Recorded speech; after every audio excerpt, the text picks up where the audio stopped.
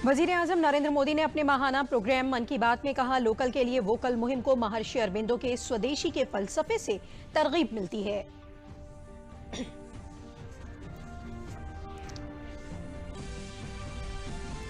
मरकजी वजीर दाखिला अमित शाह ने दिल्ली में अपनी मांगों की हिमायत में मुजाहरा कर रहे किसानों से अपील की है कि पुलिस के जरिए मुकर्रर जगह पर ही मुजाहरा करें। उन्होंने कहा कि किसानों के मुतालिबात पर तबादला ख्याल करने के लिए सरकार तैयार है।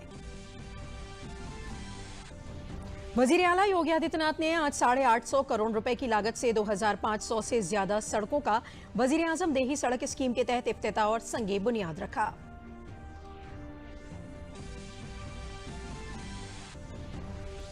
और लोकल फॉर वोकल का असर अब गैर मुमालिक तक पहुंचा। सोनभद्र की बांस की मसनूआत की मांग गैर मुमालिक से आने लगी है। रियासती सरकार इसके लिए जंगली इलाकों में रहने वाले लोगों को तरबियत देने का काम कर रही है। आदाब, खबरों के साथ हाजिर हूं मैं दीबा हाशमी और अब खबरें तफसील से। वजीर आजम नरेंद्र मोदी ने मन की बात प्रोग्राम में ज़राई इस्लाहात का जिक्र किया और किसानों के लिए की गई अलग अलग कोशिशों की बात की। साथ ही कहा कि आज हम लोकल के लिए वोकल मुहिम के साथ आगे बढ़ रहे हैं तो महर्षि अरबिंदो का स्वदेशी का फलसफा हमें ये राह दिखाता है। वो कहते भी थे कि स्वदेशी का मतलब है कि हम अपने भारतीय दस्तकारों और कारीगरों की बनाई हुई चीजों को तरजीह दें। आइए देखते हैं एक रिपोर्ट। प्रधानमंत्री नरेंद्र मोदी ने मन की बात 2 के 18वें संस्करण में किसानों के हित में हाल में संसद के द्वारा पारित किए गए कानूनों का जिक्र करते हुए कहा कि इन कानूनों से किसानों के ऊपर लगे कई बंधन समाप्त हुए हैं और उन्हें कई अधिकार मिले हैं। कुछ किसान बंधुओं का जिक्र करते हुए प्रधानमंत्री ने कहा कि इन किसानों ने नए कानून का फायदा उठाते हुए अपने फसल का बकाया निर्धारित समय पर लेने में सफलता पाई और साथ ही तकनीक की मदद लेकर किसानों ने अपने को सशक्त करने का काम किया। बीते दिनों हुए कृषि सुधारों ने किसानों के लिए नई संभावनाओं के द्वार भी खोले हैं। बरसों से किसानों की जो मांग थी, जिन मांगों को पूरा करने के लिए किसी न किसी समय में हर राजनीतिक दल ने उनसे वायदा किया था, वो मांगे पूरी हुई है। काफी विचार विमर्श के बाद भारत की संसद ने कृषि सुधारों को कानूनी स्वरूप दिया। इन सुधारों से न सिर्फ किसानों के अनेक बंधन समाप्त हुए हैं, बल्कि उन्हें नए अधिकार भी मिले हैं, नए अवसर भी मिले हैं। इन अधिकारों ने बहुत ही कम समय में किसानों की परेशानियों को कम करना शुरू कर दिया है। प्रधानमंत्री ने लोकल के लिए वोकल होने के अभियान की चर्चा करते हुए कहा कि सरकार के इस अभियान के पीछे महर्षि अरबिंदो का स्वदेशी दर्शन भी शामिल है। साथ ही नई राष्ट्रीय शिक्षा नीति में भी महर्षि अरबिंदो के विचारों की छाप दिखती है। जहां जो नया है वहां से हम सीखें। जो हमारे देश में अच्छा हो सकता है उसका हम सहयोग और प्रोत्साहन करें। यही तो आत्मनिर्भर भारत अभियान में वोकल फॉर लोकल मंत्र की भी भावना है। खासकर स्वदेशी अपनाने को लेकर उन्होंने जो कुछ कहा वो आज हर देशवासी को पढ़ना चाहिए। साथियों, इसी तरह शिक्षा को लेकर भी श्री अरबिंदो के विचार बहुत स्पष्ट थे। वो शिक्षा को केवल किताबी ज्ञान, डिग्री और नौकरी तक की सीमित नहीं मानते थे। श्री अरबिंदो कहते थे, हमारी राष्ट्रीय शिक्षा हमारी युवा पीढ़ी के दिल और दिमाग की ट्रेनिंग होनी चाहिए।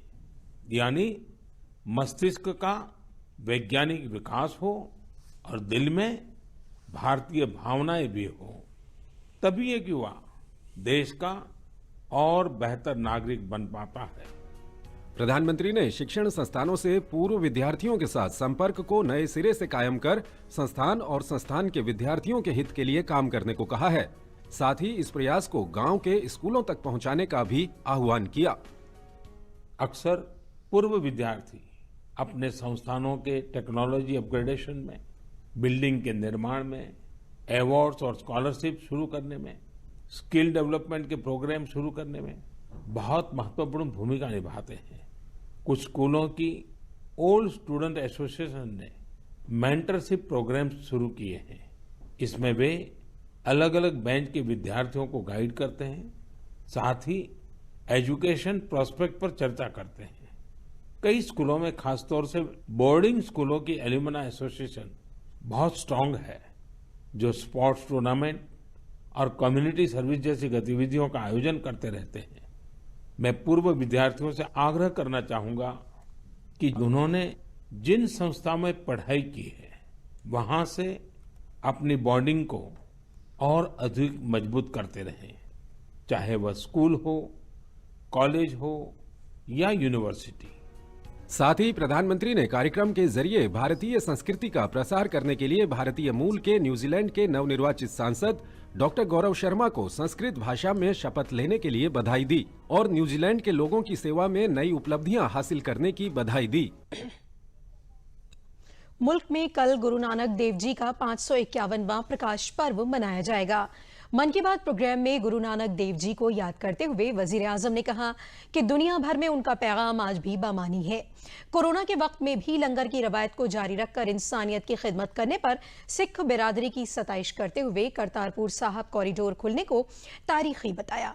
वजीर आजम ने मुल्क के लोगों को कोरोना वबा के तई लापरवाही न बरतने और चौकस रहने का पैगाम दिया।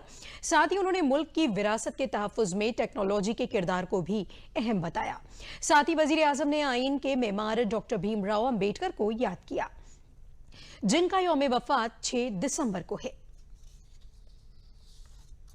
सोमवार को श्री गुरु नानक देव जी का 551वां प्रकाश पर्व मनाया जाएगा। मन की बात कार्यक्रम में प्रधानमंत्री मोदी ने कहा कि दुनिया भर में गुरु नानक देव जी के संदेश आज भी प्रासंगिक हैं। उन्होंने कहा कि कोरोना काल में सिख समुदाय ने दुनिया भर में गुरु नानक जी की लंगर परंपरा को जारी रखकर सबके समक्ष प्रेरणा का उदाहरण पेश किया। कल 30 नवंबर को हम श्री गुरु नानक देव जी का 551वां प्रकाश पर्व मनाएंगे। पूरी दुनिया में गुरु नानक देव जी का प्रभाव स्पष्ट रूप से दिखाई देता है। वैंकूवर से वेलिंगटन तक, सिंगापुर से साउथ अफ्रीका तक उनके संदेश हर तरफ सुनाई देते हैं।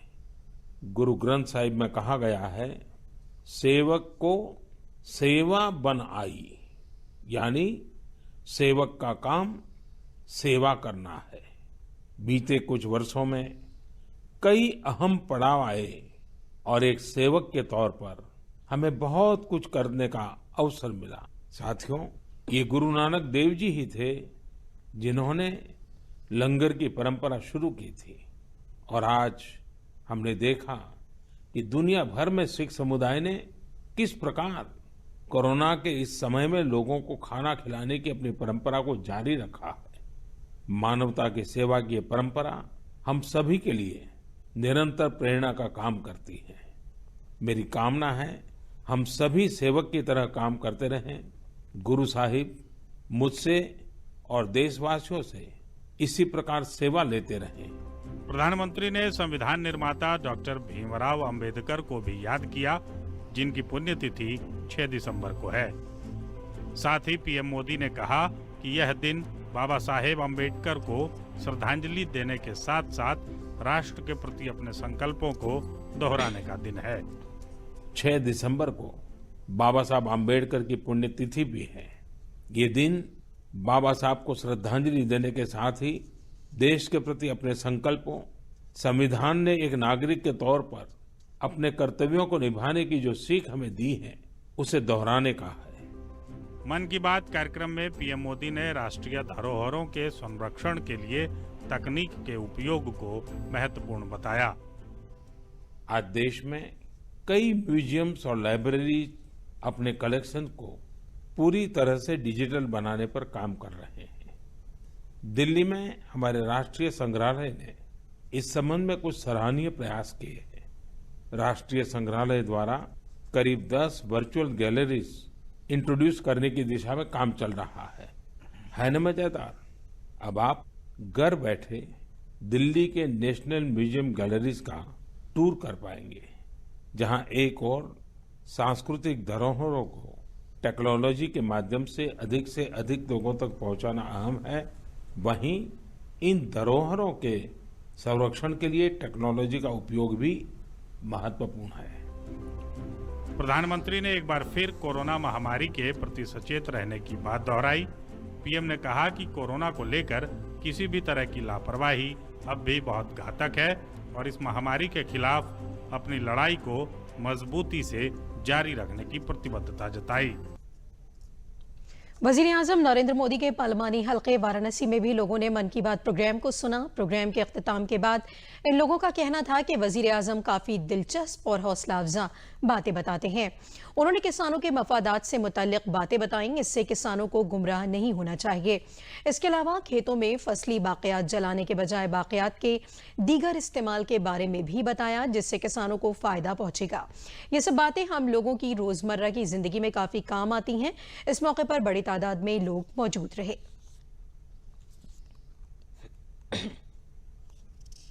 पहली बार कानून में आया है कि एसडीएम स्तर के अधिकारी को यह अधिकार दिया गया है कि अगर वह कोई क्लेम करता है, कोई शिकायत करता है, तो 1 महीने के अंदर उसका निस्तारण किया जा सकता है। तो ये सारे कानून किसानों के व्यापक हित में हैं। अभी उन्होंने प्रधानमंत्री जी ने किसान भाई के नाम का उल्लेख किया, उनका उदाहरण दिया कि वो जितेंद्र जी कैसे परेशान थे, लेकिन 6-6 महीने, साल भर ये आम समस्या रही है। तो पूरे देश के किसानों को यह नया कृषि कानून एक नई तरक्की का रास्ता, एक नए इंडिया की तरफ बढ़ने का रास्ता अख्तियार कर रहा है।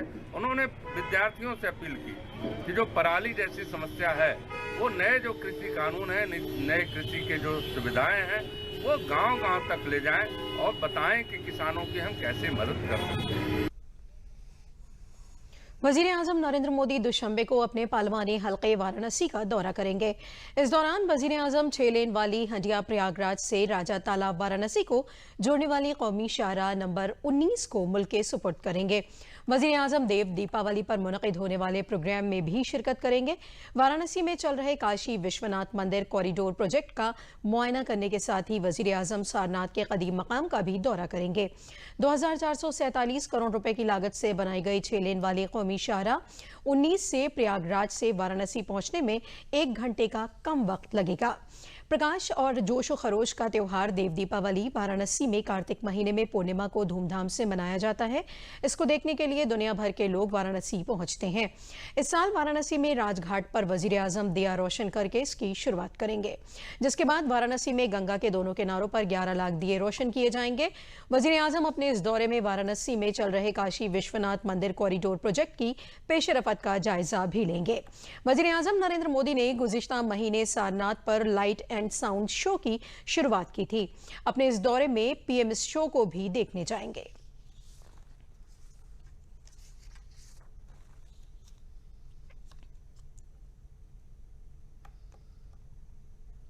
और आइए अब एक जरूरी पैगाम।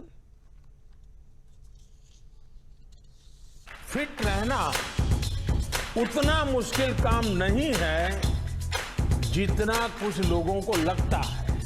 फिटनेस की डोज आधा घंटा रोज, इस मंत्र में सभी का स्वास्थ्य, सभी का सुख छिपा हुआ है। अकड़ बकड़ बम्बे बो, दो आधा घंटा फिटनेस को। ताज़ा खबर को ताज़ी हवा में पढ़ लो। अरे बात नहीं तो छत पर थोड़ी वॉक ही कर लो। सब्जी हो या तरकारी हाथों में भर लो। अरे 2 मंजिल का जीना है, सीढ़ी ही चलो। अकड़ बकड़ बम्बे बो, हो, दो आधा घंटा फिटनेस को, बस आधा घंटा फिटनेस को। फिटनेस की डोज आधा घंटा रोज।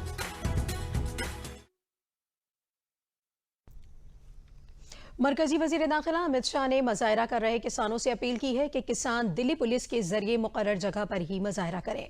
उन्होंने कहा कि भारत सरकार हर मसले और हर मांग पर तबादला ख्याल करने के लिए तैयार है। किसान यूनियन चाहते हैं कि भारत सरकार जल्द बात करे, 3 तारीख के पहले इनसे बात करे।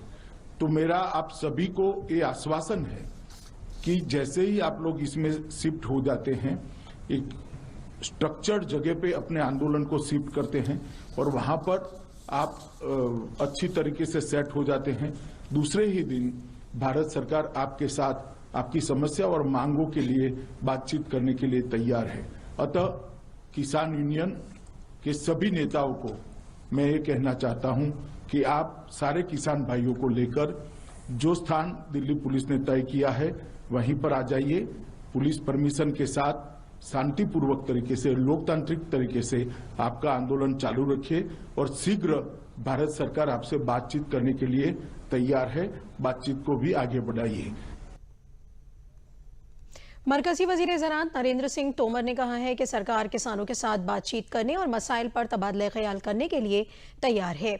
उन्होंने उम्मीद जाहिर की है कि मसाइल का हल तलाश करने के लिए किसान तंजीमें 3 दिसंबर को बातचीत के लिए आएंगी। भारत सरकार किसानों की समस्याओं के लिए किसान यूनियन से बात करने के लिए, चर्चा करने के लिए पूरी तरह तैयार है। हमने 3 दिसंबर का आमंत्रण उनको भेजा है और मुझे आशा है कि वो सब लोग आएंगे और संवाद के माध्यम से रास्ता ढूंढेंगे। मुझे आशा है कि किसान वस्तु स्थिति को समझेंगे और चर्चा का मार्ग अपनाएंगे। भारत सरकार हर वो काम करने को तैयार है जो किसान की समृद्धि के लिए जरूरी है। मोदी जी के नेतृत्व में हमने लोगों ने लगातार एमएसपी को बढ़ाया, एमएसपी पर खरीद को बढ़ाया, 10,000 एफपीओ बनाने का कार्यक्रम शुरू किया है, 1 लाख करोड़ रुपए का इंफ्रास्ट्रक्चर फंड घोषित किया है जिस पर काम हो गया है। इन सब का लाभ आम किसान को मिले, इसके लिए जो कानूनी बंदिशें थी उनको भी दूर करने का प्रयास किया है और ये सब चीजें किसानों के हित में हैं और किसानों के हित में काम करने के लिए मोदी जी का नेतृत्व पूरी तरह प्रतिबद्ध है और आने वाले कल में भी रहेगा। वज़ीर आला योगी आदित्यनाथ ने आज लखनऊ में अपनी सरकारी रिहाइशगाह पर एक प्रोग्राम में महकमा देही तरक्की के जरिए वज़ीर आज़म देही सड़क स्कीम के तहत 204 करोड़ रुपए से 56 जिलों में 2095 किलोमीटर लंबे 748 रास्तों और पंचायती राज महकमे के जरिए 647 करोड़ रुपए की लागत से 2000 किलोमीटर लंबी 1825 सड़कों का इफ्तिताह और संगे बुनियाद रखा। इस मौके पर मौजूद लोगों से खिताब करते हुए उन्होंने कहा कि ये स्कीम साबिक वज़ीर आज़म अटल बिहारी वाजपेयी की दूरंदेशी का नतीजा थी। उन्होंने कहा कि आज़ादी की 5 दहाइयों के बाद तक हमारे देही अवाम सड़क जैसी बुनियादी खिदमात से महरूम थे।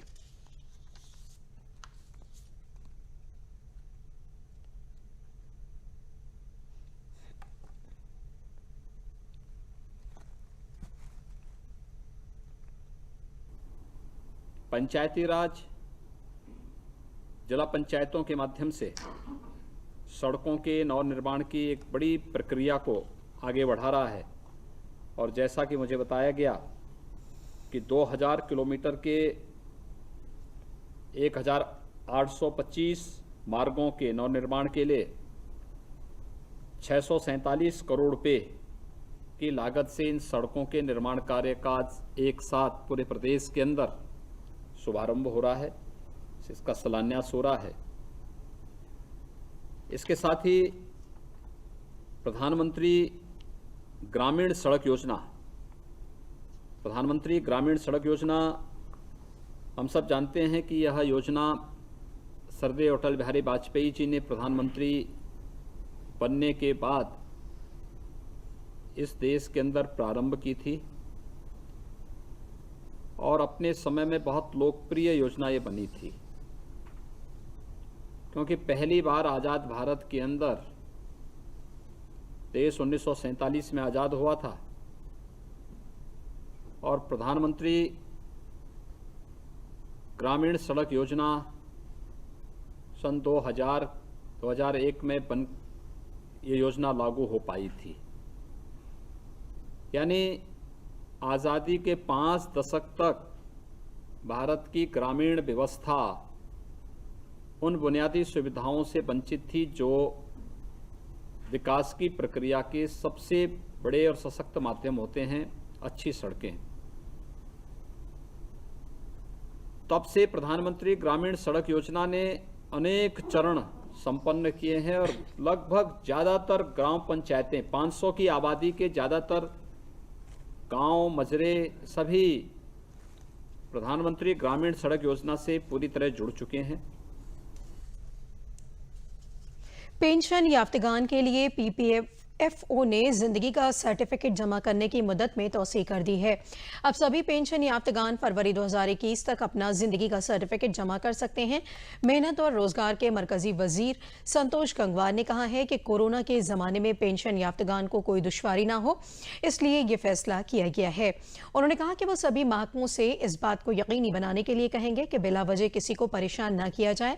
उन्होंने कहा कि इस फैसले से मुल्क के 35 लाख पेंशन याफ्तगान मुस्तफीद होंगे।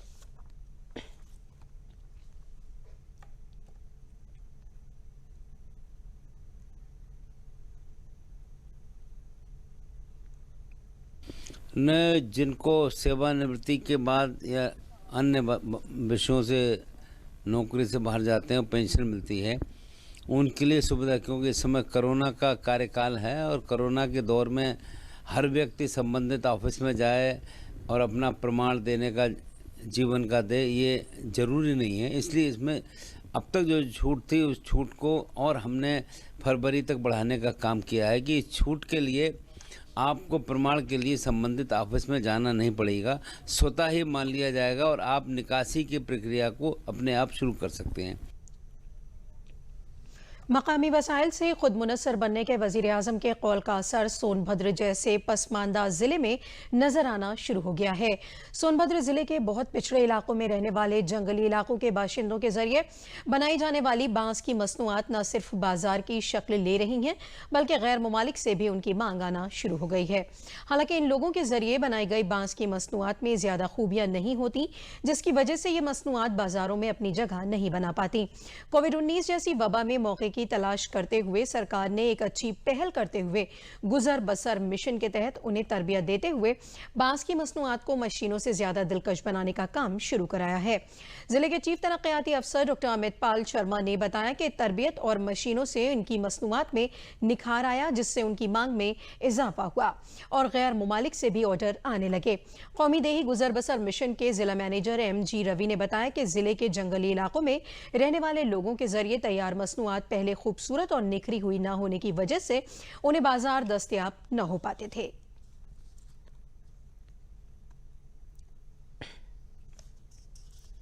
जनपद सोनभद्र एक आदिवासी बाहुल्य क्षेत्र है, जहां पर बहुतायत मात्रा में बांस पाया जाता है। यहां पर लोग परंपरागत रूप से बांस से बने वस्तुएं बनाते हैं, जिसका मूल्य बाजार में बहुत ही कम है। वर्तमान समय में NRLM के द्वारा इन आदिवासी वनवासी परिवारों को 15-15 दिन का आधुनिक प्रशिक्षण दिया गया, जिसके माध्यम से ये सारे आदिवासी परिवार बांस से आधुनिक वस्तुएं बनाना शुरू किया इन्होंने, जिसका आज बाजार में मांग बहुत ज़्यादा है। साथ ही साथ न केवल ये घरेलू उपयोग की वस्तुएं बनाते हैं, बल्कि इसके साथ साथ कार्यालयों में उपयोग होने वाले डस्टबिन, पेंट पॉट, इस तरह की वस्तुएं भी इनके द्वारा बनाई जाती हैं। ये वोकल फॉर लोकल जो माननीय प्रधानमंत्री जी द्वारा शुरू किया गया है, उस अभियान के अंतर्गत जनपद सोनभद्र में बांस के उत्पादों को प्रमोट करने के लिए जिला प्रशासन की तरफ से स्वयं सहायता समूहों की ट्रेनिंग करवाई जा रही है एवं उनको मार्केट के साथ लिंक करने का भी काम किया जा रहा है। इसी संबंध में लंदन की एक company nature B trading company के द्वारा 1 माह पूर्व बांस के जितने हमारे प्रोडक्ट स्वयं सहायता समूह के द्वारा तैयार किए गए हैं, उनका सैंपल मंगवाया गया था। अब उसके बाद उनके द्वारा इसके लिए एक ऑर्डर भी प्लेस किया गया है। शाहजहांपुर में खवातीन को बाइख्तियार और खुद मुनस्सर बनाने के लिए सिलाई कढ़ाई और मवेशी परवरी के पेशे के साथ ही मजीद आमदनी हासिल करने के लिए खाली राशन तकसीमी मराकज और आंगनबाड़ी मराकज पर सूखा राशन तकसीम कराया जा रहा है, ताकि ग्रुप की इन खवातीन को कुछ फाजिल आमदनी हो सके। इससे ग्रुप की खवातीन खुश हैं। राशन तकसीम कर रही ग्रुप की खवातीन ने बताया कि अभी तक हम लोग घरों में सिलाई कढ़ाई का ही काम करते थे, लेकिन अब सरकार ने हम लोगों को राशन बांटने का मौका देकर न सिर्फ हम लोगों की आमदनी में इजाफा किया है, बल्कि हम लोगों के जरिए गांव की हामला खवातीन और कम तग़ज़िया वाले बच्चों को वक्त से सूखा राशन मिल जाता है। जिला मजिस्ट्रेट इंद्र विक्रम ने बताया कि वैसे तो ग्रुप की खवातीन को सिलाई कढ़ाई और मवेशी परवरी के लिए मुकर्रर किया गया है, लेकिन वज़ीर आला की हिदायत के मुताबिक इन खवातीन ग्रुपों को आमदनी में इजाफा करने के लिए उन्हें राशन तकसीम का काम दिया गया है।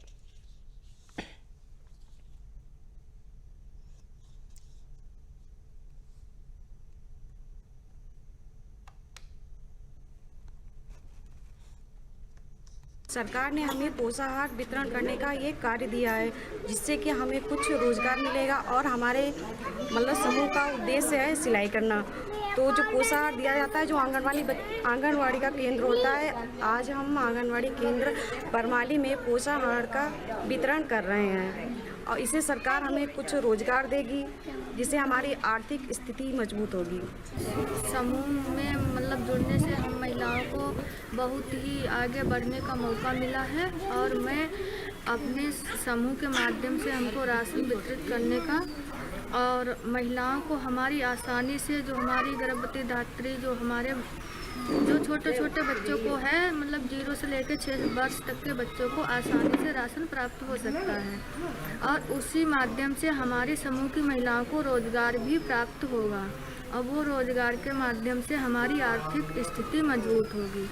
हमारे यहाँ समूह की जो महिलाएं हैं सब लोग गल्ला वितरण कर रही हैं, बच्चों को समय से मिल रहा है, गल्ला आराम से ले रहे हैं सभी लोग। सरकार और माननीय मुख्यमंत्री जी के निर्देशों के अनुक्रम में ये सुनिश्चित किया जा रहा है कि जो राशन वितरण प्रणाली है, सार्वजनिक वितरण प्रणाली, उसमें स्वयंसेवी संगठनों की सहभागिता सुनिश्चित की जाए।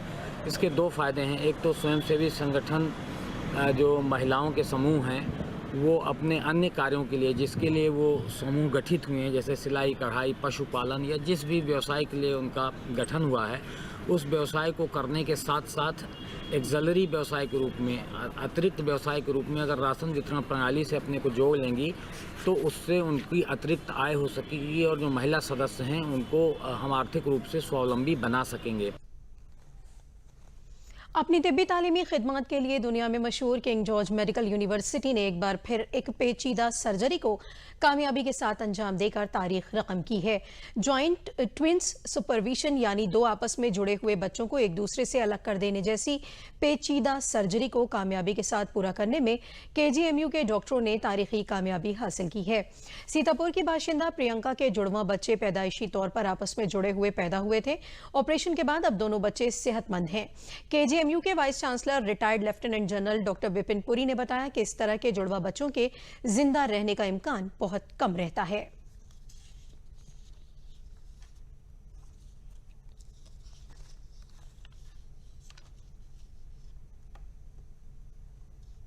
दो जाने हैं, आपने एक को एनेस्थीसिया दिया और सर्कुलेशन से वो दूसरे बेबी में भी आ गया, तो वो कोऑर्डिनेशन दोनों एनेस्थेटिस्ट का बहुत बहुत अहमियत रखता है। Surgical teams, paediatric surgery team में अपनी पीडियाट्रिक सर्जरी टीम्स को मैं कंग्रेचुलेट करना चाहता हूं कि उन्होंने एक बहुत डिफ़िकल्ट सर्जरी को समझा और अच्छे से सुलझाया। लेकर आई 9 तारीख को मेरे बच्चे का ऑपरेशन हुआ और मुझे यहाँ आकर के बहुत खुशी मिली कि मेरे बच्चा दोनों सही हो गए। सरकार को मैं थैंक्स बोलना चाहती हूँ। थैंक यू सरकार जी। मेरे बच्चे का जो भी दवा हुआ है वो आयुष्मान कार्ड से ही हुआ है। और आखिर में अहम खबरें एक बार फिर।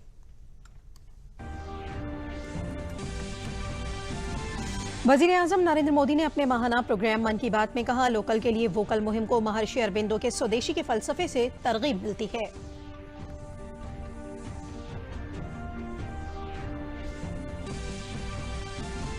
मरकजी वज़ीर दाखिला अमित शाह ने दिल्ली में अपनी मांगों की हिमायत में मुजाहरा कर रहे किसानों से अपील की है कि पुलिस के जरिए मुकर्रर जगह पर ही मुजाहरा करें। उन्होंने कहा कि किसानों के मतालिबात पर तबादले ख्याल करने के लिए सरकार तैयार है। वज़ीर आला योगी आदित्यनाथ ने आज 850 करोड़ रुपए की लागत से 2500 से ज्यादा सड़कों का वज़ीर-ए-आज़म देही सड़क स्कीम के तहत इफ्तिताह और संगे बुनियाद रखा।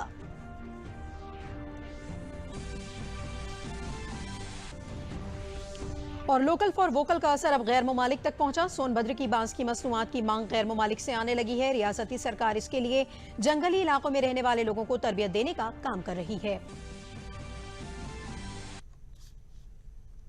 और अब एक जरूरी पैगाम, कोरोना से बचाव के लिए अपने हाथ धोएं और 2 गज की दूरी भी बनाए रखें। साथ ही जब भी बाहर निकलें मास्क होना जरूरी है। जेब या थैले में नहीं बल्कि इस तरह से चेहरे पर लगाएं।